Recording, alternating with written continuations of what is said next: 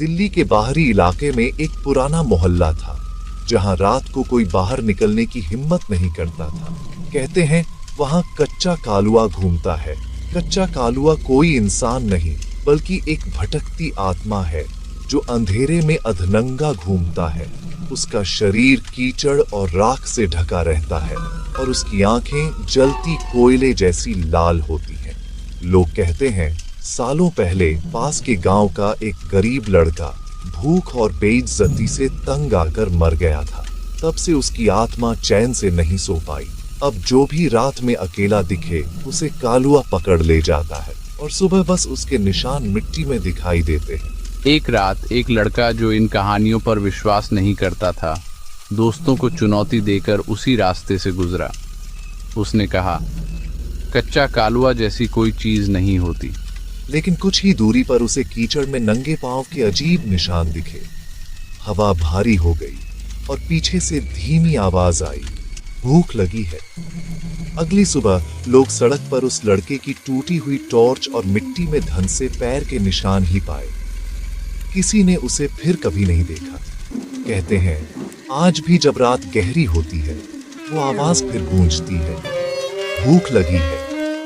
उस लड़के के गायब होने के बाद गांव में सन्नाटा छा गया। लोग रात में बाहर निकलना छोड़ चुके थे।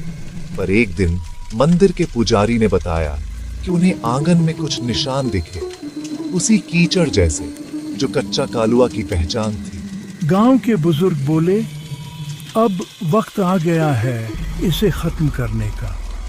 शायद उसकी आत्मा अभी भी भूखी है, लेकिन सिर्फ खाने की नहीं, न्याय की भूख। 3 नौजवान लड़के साहस जुटाकर रात को नदी किनारे गए, वही जगह जहां कालुआ की मौत हुई थी। उनके पास दीपक, चावल और वह टॉर्च थी जो गायब लड़के की थी। जैसे ही उन्होंने दीपक जलाया, हवा अचानक ठंडी हो गई। झाड़ियों में सरसराहट हुई और धीरे धीरे कीचड़ में लौटती एक आकृति दिखी। वही लाल आंखें, वही फटी हुई सांस, भूख लगी है। लेकिन इस बार उनमें से एक ने कहा, कालुआ, हम आए हैं तेरा श्राद्ध करने, तेरी आत्मा को विश्राम देने।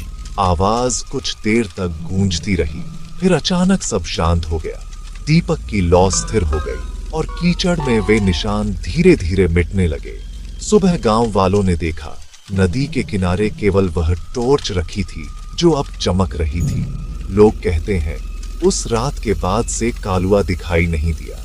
लेकिन जब अमावस की रात होती है, हवा में अब भी कोई फुसफुसाता है, भूख मिट गई, पर याद बाकी है।